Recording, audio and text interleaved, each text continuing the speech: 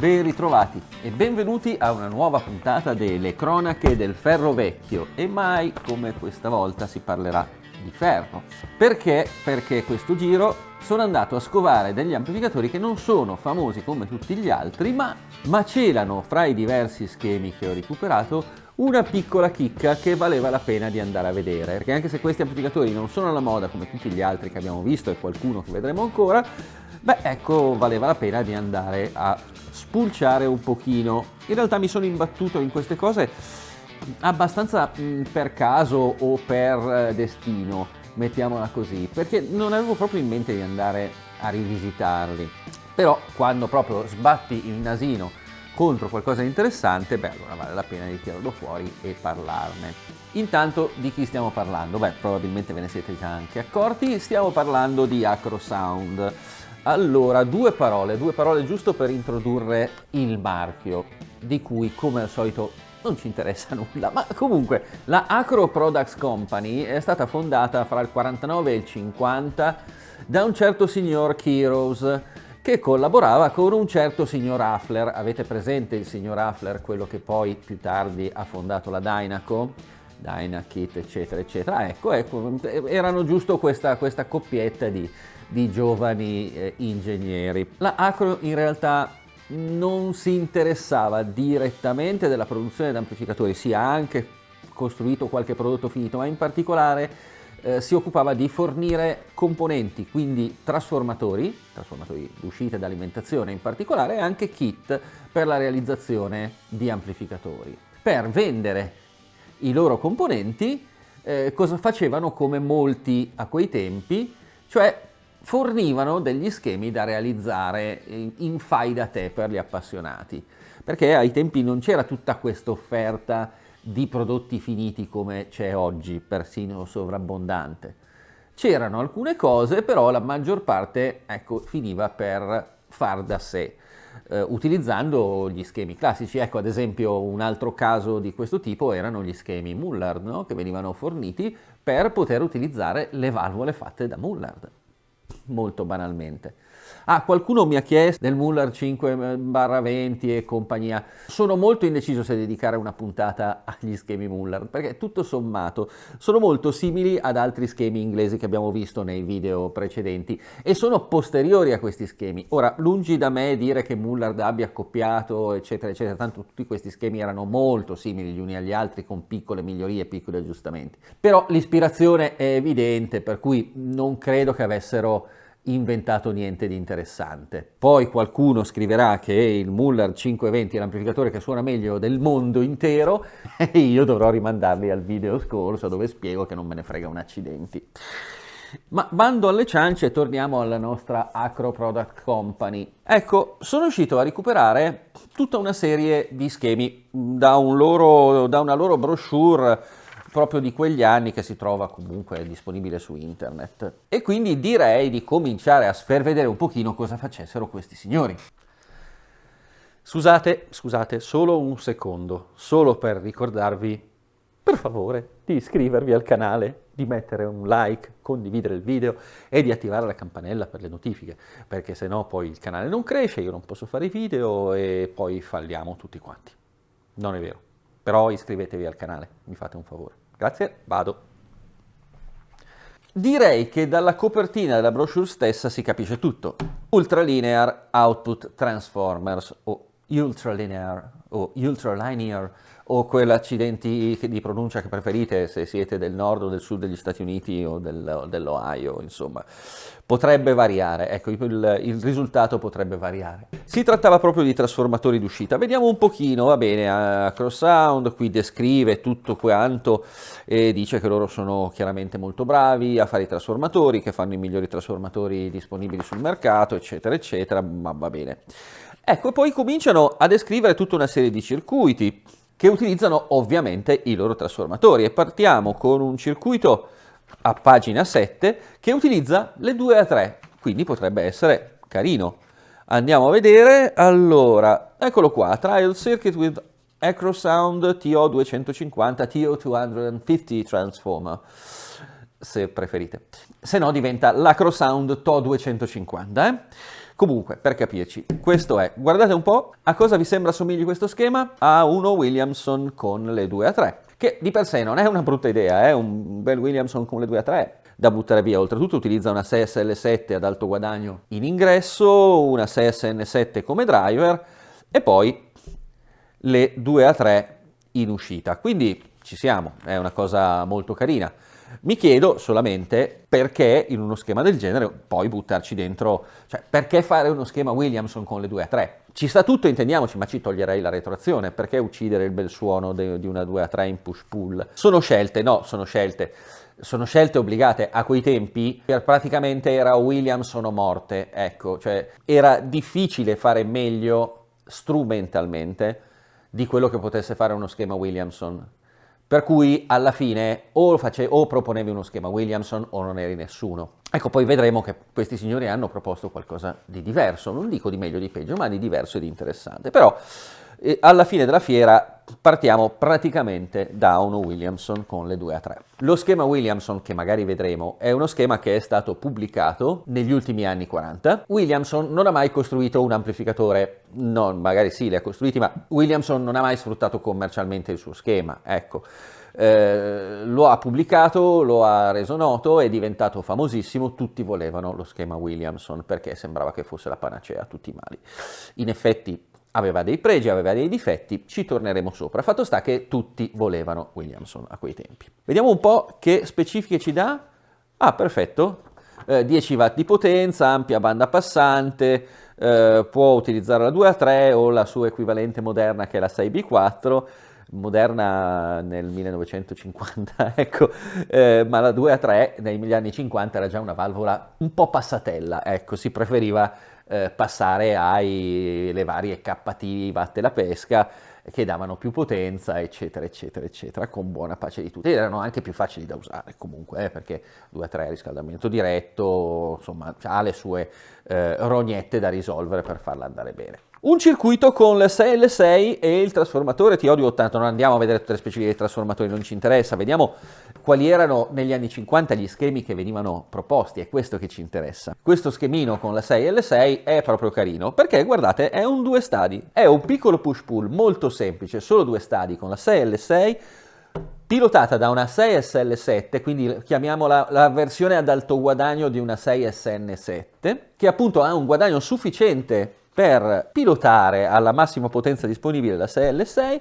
Vediamo un po' a che potenza ci davano questo amplificatorino. Addirittura 24 watt di potenza. Beh, ci sta utilizzando le finali a tetrodo puro, praticamente si tira fuori tutto quello che possono dare e il guadagno della 6SL7 ci garantisce di arrivare alla massima potenza. Ovviamente una bella fetta di retroazione, ingresso-uscita proprio di quelle brutali, ci permette di gestire il tutto e di non avere distorsioni che vanno completamente fuori controllo. Lo schema molto semplice, utilizza elementi che abbiamo già visto, con uno sfasatore long tail con griglia a massa al primo stadio e niente di particolarmente strano. Proseguiamo con la nostra carrellata di amplificatori.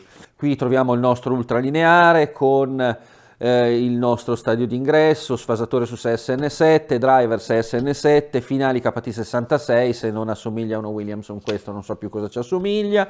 C'è la versione con stadio d'uscita ultralineare, con stadio d'uscita con collegamento a triodo, direi tutto bene per i tempi, insomma un grande classico.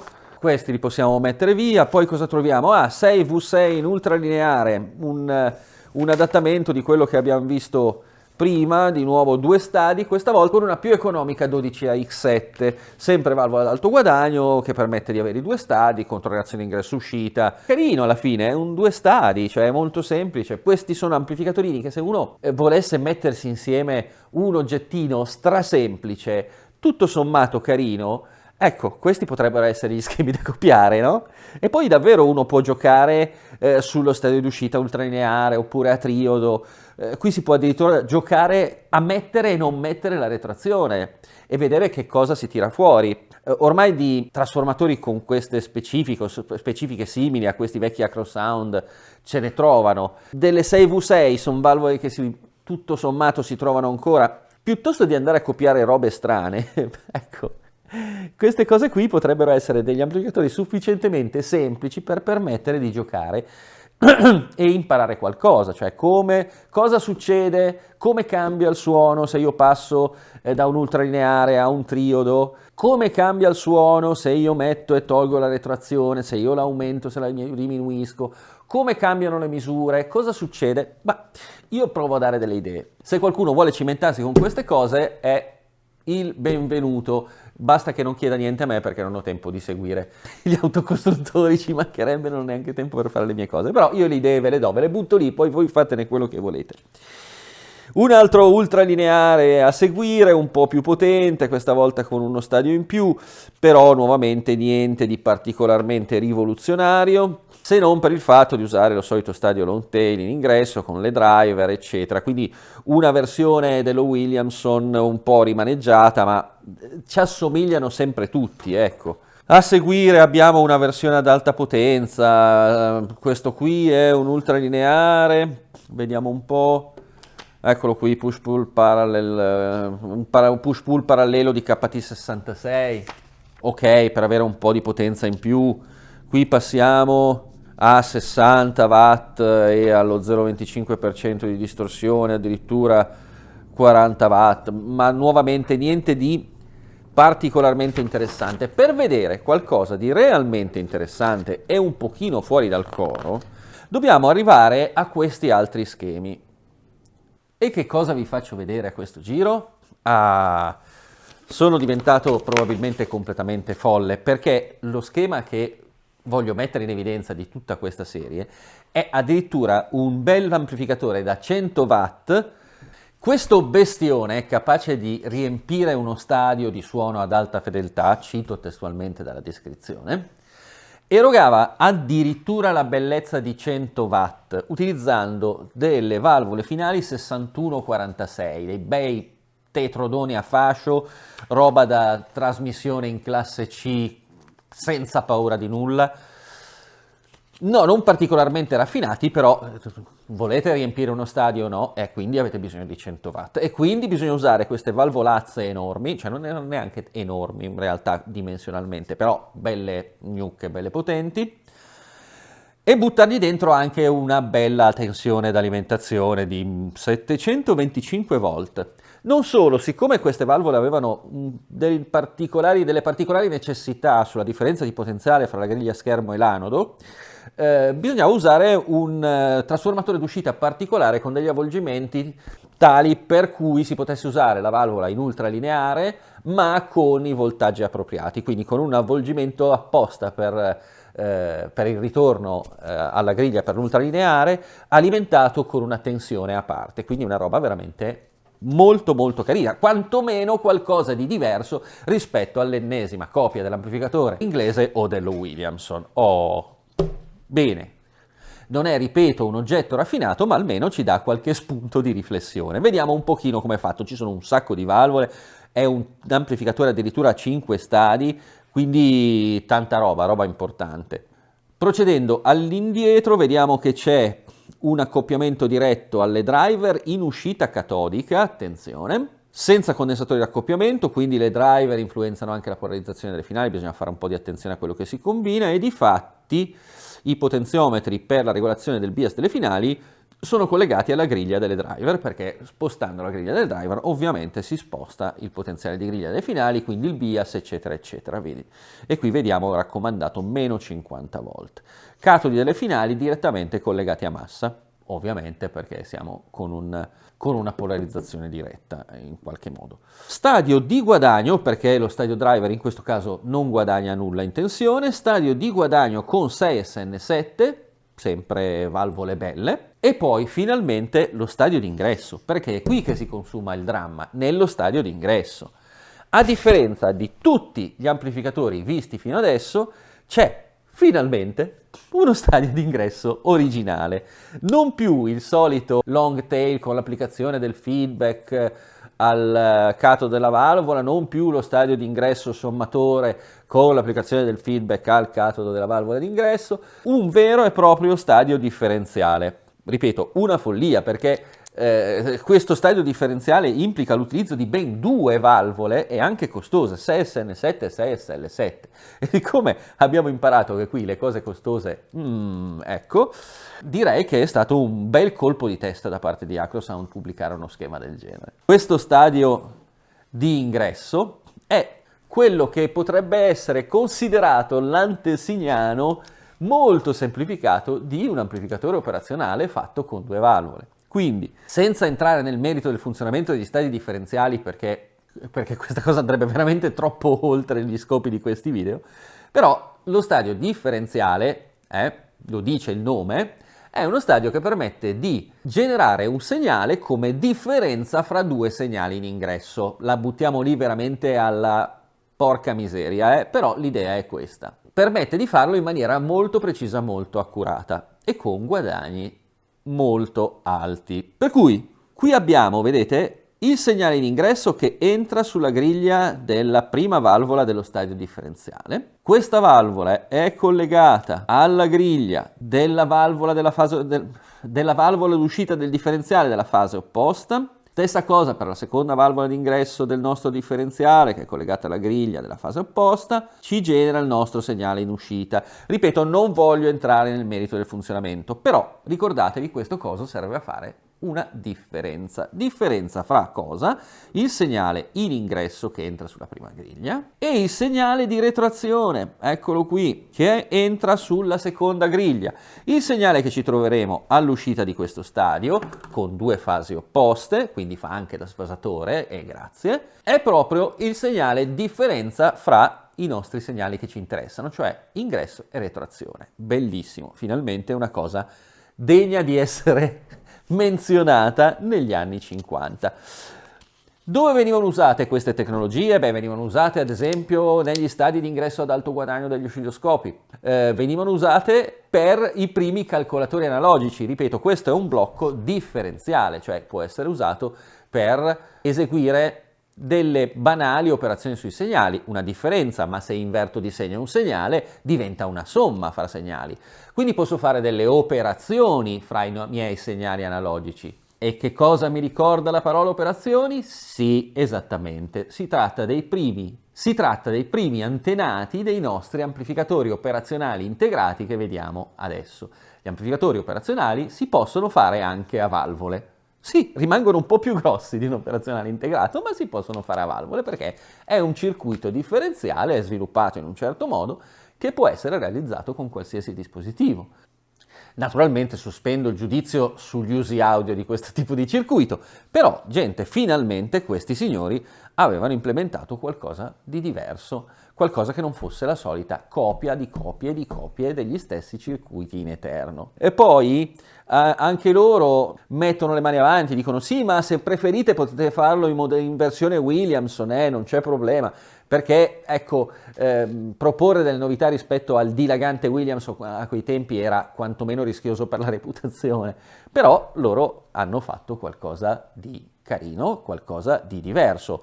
Va meglio, va peggio dello Williamson, problemi di stabilità. Non voglio assolutamente entrare in questi argomenti, però vorrei farvi vedere finalmente un circuito originale un po' fuori dal coro.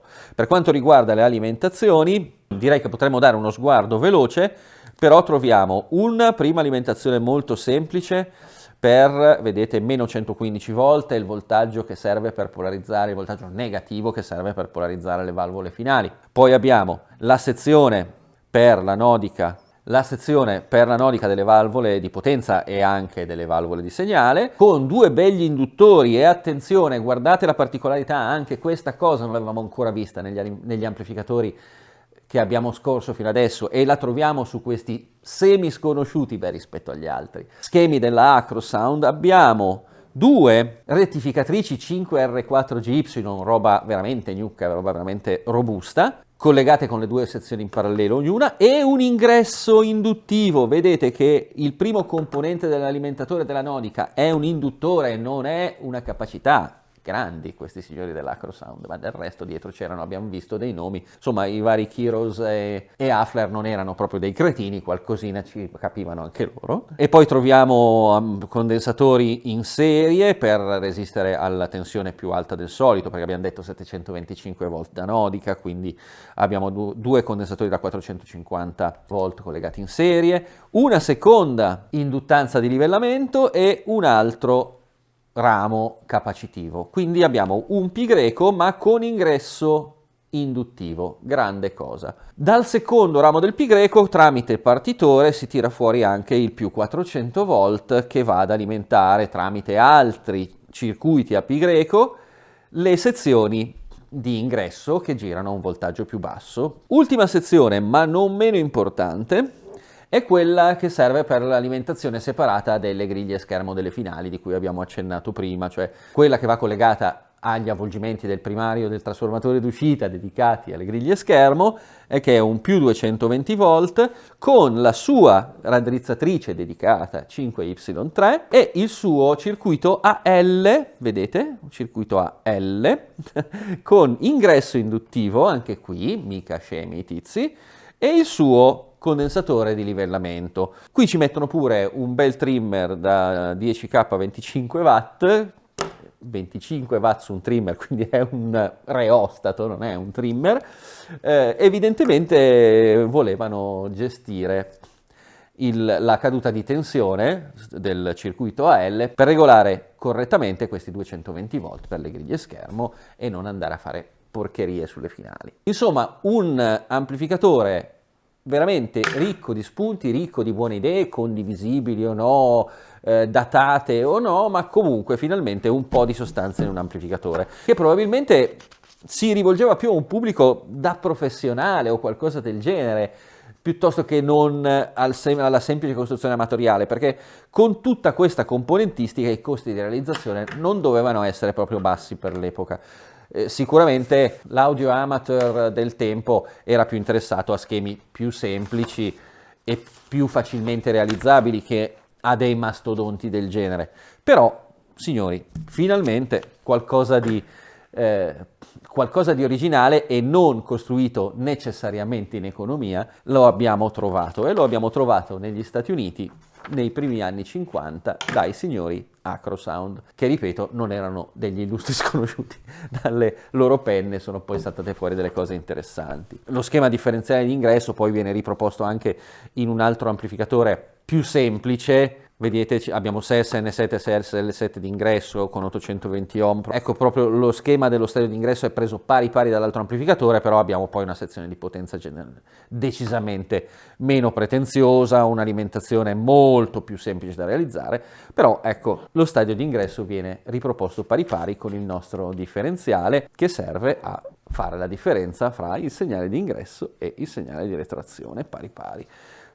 Quindi, se non altro, uno spunto interessante c'era. Suonava meglio, suonava peggio di altre realizzazioni? Ripeto, non ci interessa assolutamente, ci interessa valutare lo schema e rilevare quantomeno finalmente degli spunti d'originalità. La nostra vecchia brochure si conclude ovviamente con il listino prezzi dei trasformatori.